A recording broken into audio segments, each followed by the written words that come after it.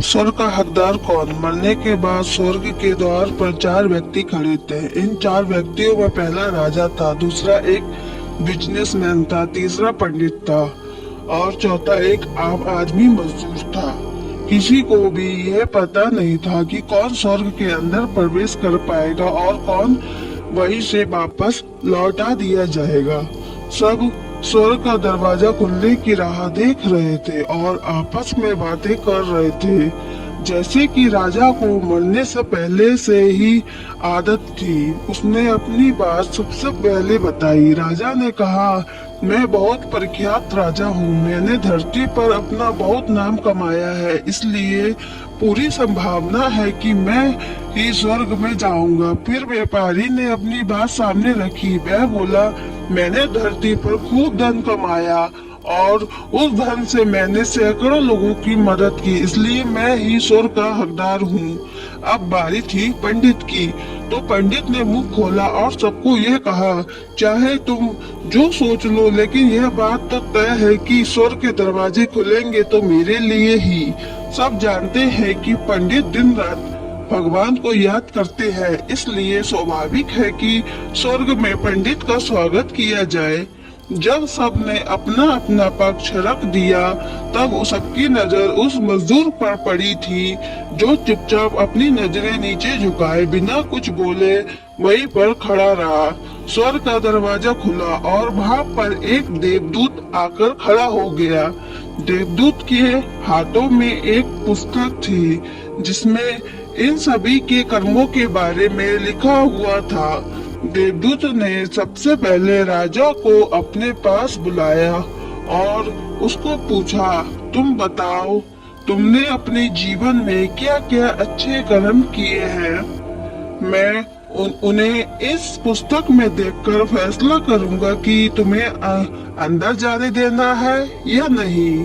राजा ने कहा, मेरा राज्य जितना बड़ा था उतना ही समृद्ध था और मेरे राज्य के सभी लोग खुशहाल थे, सभी बड़े आनंद से रहते थे। मैंने उन्हें कभी भी किसी भी चीज की कमी नहीं होने दी। यही मेरे अच्छे कर्म है।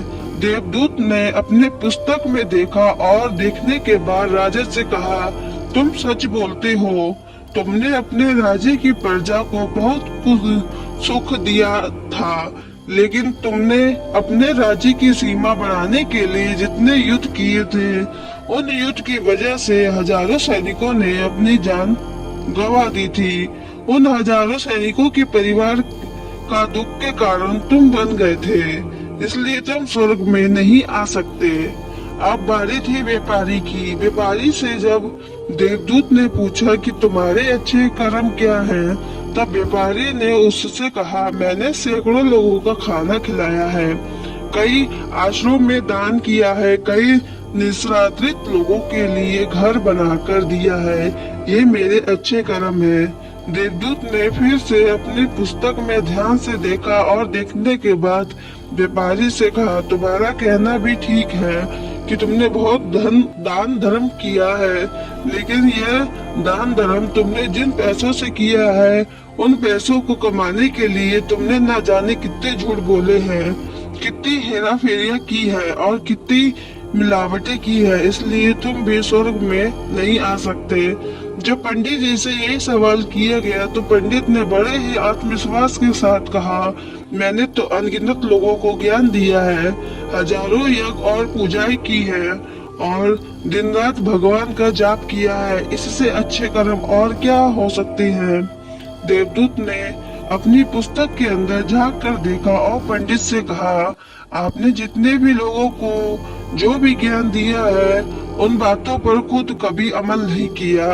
आपने यज्ञ पूजा या भगवान का नाम निस्वार्थ भाव से कभी नहीं लिया, इसलिए आपका भी स्वर्ग में आना प्रतिबंध है। मजदूर ये सब देखकर हैरान था। वह अब तक जिन्हें महान समझता आ रहा था, उनकी व्याख्या स्वर्ग के दरवाजे पर आकर बदल गई थी। धरती पर जिन कामों को अच्छा समझा जाता है, उनका यहाँ पर कोई मूल्य नहीं था। यमदूत ने जब इस मजदूर को अपने पास बुलाया और इससे पहले कि वह उससे उसके अच्छे कर्मों के बारे में पूछता, मजदूर बोल पड़ा, प्रभु मैं जानता हूँ कि मैं भी स्वर्ग में आने के लायक नहीं हूँ, लेकिन मैं फिर भी एक बार बाहर से ही स्वर्ग को झांक कर देखना चाहता हूँ।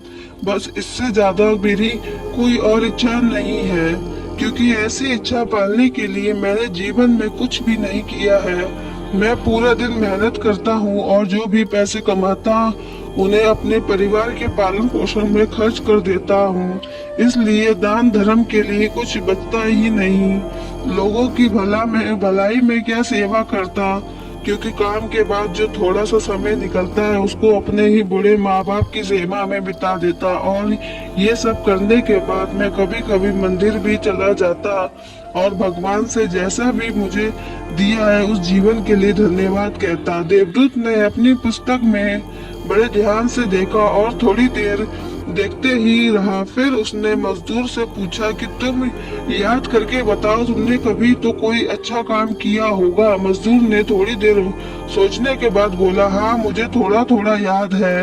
एक बार मैं बहुत भूखा था और मैं खाना ही खाने बैठा कि एक बहुत ही कमजोर कुत्ता जो ठीक से चल भी नहीं पा रहा था वह मेरे पास आ गया और मेरे खाने को देखने लगा। तब मैंने अपनी रोटी उसे खिला दी थी और उस दिन मैं खुद भूखा सोया था। मजदूर की बात सुनने के बाद देवदूत मुस्कुराया और मजदूर को बड़े सम्मान से स्वर्ग के अंदर लेकर गया। दोस्तों, अच्छे कर्म लोभ मोह माया इन सब भाव में आकर नहीं किए जाते और ना ही उन्हें अच्छे कर्मों की श्रेणी में गिना जाता है। निस्वार्थ भाव से किया गया एक ही अच्छा कर्म भी आपके जीवन के सारे पाप धोने की शक्ति रखता है। इसलिए जब भी मौका मिले निस्वार्थ भाव से और अच्छे मन से अच्छे काम किया करो। दोस्तों, आपको ये स्टोरी कैसी लगी हमें कमेंट करके जरूर बताएं। वीडियो को लाइक करें, चैनल को सब्सक्राइब करें। पूरी कहानी सुनने के लिए आपका बहुत बहुत धन्यवाद।